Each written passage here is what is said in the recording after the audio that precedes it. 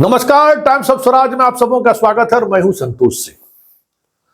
और आज हम टाइम्स ऑफ स्वराज में बात कर रहे हैं राम जन्मभूमि की, राम लला के मंदिर की और उस आंदोलन की जिस आंदोलन की परिणति जनवरी में देखने को मिलेगा। मतलब राम की जन्मभूमि पर मंदिर बने, इसको लेकर जो एक अभियान की शुरुआत हुई थी, भले आज उस अभियान को नजरअंदाज करने की कोशिश हो रही है।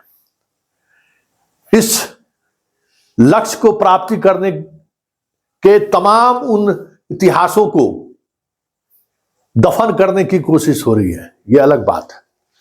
लेकिन जब कभी भी एक ईमानदार इतिहासकार रामलला के जन्मभूमि और राम मंदिर के निर्माण की चर्चा करेगा तो अडवाणी की चर्चा होगी, मुरली मनोहर जोशी की चर्चा होगी और बिहार के समस्तीपुर की भी चर्चा होगी और बिहार के लाल कामेश्वर चौपाल की भी चर्चा होगी, जिसने उस मंदिर का शिलान्यास किया था। और वही समस्तीपुर जहां रथ यात्रा के दौरान अडवाणी की गिरफ्तारी हुई थी। आज भले ही उस इतिहास को नजरअंदाज करने की कोशिश हो रही है, क्योंकि अडवाणी और मुरली मनोहर जोशी को ही नजरअंदाज किया जा रहा है। उन्हें निमंत्रण दिया गया, लेकिन यह कहते हुए लोगों को कहा गया कि अब उनका उम्र इस तरीके से हो गया है कि उनका आना ठीक नहीं होगा। ये तय कर रहा है जो आयोजन करता है। अब समझ जाइए, जिस आदमी ने अपनी पूरी जिंदगी जिस मुहिम के लिए दे दिया, आज उस सुखद क्षण में वो उस आदमी की मौजूदगी हमारी परंपरा, हमारी सनातन संस्कृति और हमारी भारतीय संस्कृति का सबसे बेहतर उदाहरण हो सकता था कि हम अपने पुरखों का किस तरीके से सम्मान करते हैं। लेकिन हम अक्सर कहते हैं कि संघ और संघ के अनुषंगिक संगठन जिस तरीके से काम करती है, वो कहीं न कहीं दूर दूर तक भी वो भारतीय नहीं है।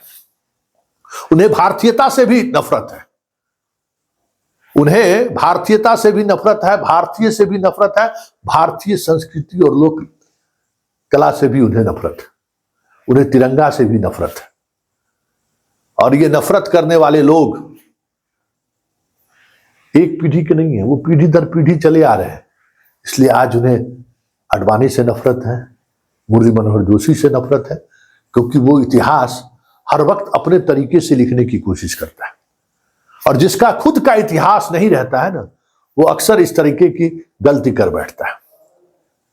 याद होगा, संसद भवन का उद्घाटन था, राष्ट्रपति और उपराष्ट्रपति को निमंत्रण तक नहीं दिया। क्यों? इतिहास के पन्नों पर नाम नरेंद्र मोदी की होनी चाहिए। राम मंदिर के उद्घाटन की चर्चा हो तो शिलापट पर सिर्फ और सिर्फ नरेंद्र मोदी का नाम होना चाहिए। अमिताभ बच्चन, रजनीकांत, माधुरी दीक्षित, ये सारे लोग को बुलाया गया, लेकिन अडवाणी और मुरली मनोहर जोशी को याद तक नहीं किया जा रहा है। ये संघ की संस्कृति है, ये संघ का सच है, ये संघ का यथार्थ है। वो अपने इतिहास से भी डरता है, उसे अपने इतिहास से भी डर लगता है। और अक्सर आप कहते हैं कि हम जो बार बार कहते हैं कि ये प्रवृत्ति तानाशाहों की प्रवृत्ति है। और कभी गौर करिएगा, ये जो चीजें आपको दिखने को मिल रही है ना, आप हिटलर के इतिहास को पढ़िए, हिटलर के काम करने की शैली को देखिए। जो शैली हिटलर की रही है, ठीक उसी तरीके की शैली मोदी की है। मोदी के सामने कोई इस तरीके का व्यक्ति खड़ा ना हो जिससे मोदी का पर्सनालिटी प्रभावित हो जाए। आज भले ही वो देश के प्रधानमंत्री हैं, लेकिन जब भी राम मंदिर के निर्माण की बात होगी, रामलला की बात होगी, तो अडवाणी के सामने में ये सारथी ही नजर आएंगे। रथ पर बैठकर अडवाणी की पानी पिलाने का काम करते थे। इतिहास इन्हीं नजरों इनसे मोदी को देखता है और देखेगा भी। मोदी इसी इतिहास को बदलना चाहते हैं, क्योंकि उन्हें ये हर वक्त ये असुरक्षा का भाव उन्हें महसूस होता रहता है कि कोई ऐसा व्यक्तित्व नहीं सामने आ जाएगा कि हमारा व्यक्तित्व छोटा पड़ जाएगा।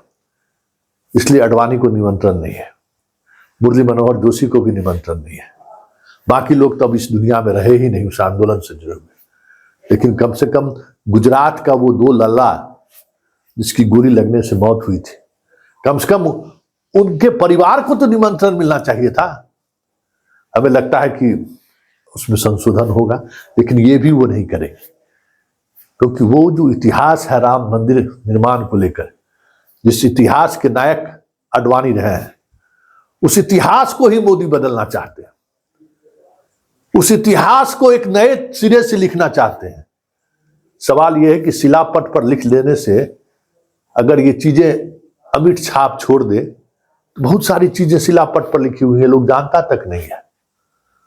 और अक्सर इस तरीके का भ्रम पालने वाला व्यक्ति इतिहास के पन्नों पर इस तरीके से उकेड़ा जाता है कि लोग उनके इतिहास के पन्नों को उलटने से भी परहेज करने लगते हैं। यही तानाशाह है। संसद भवन में राष्ट्रपति को नहीं बुलाना है, उपराष्ट्रपति को नहीं बुलाना है,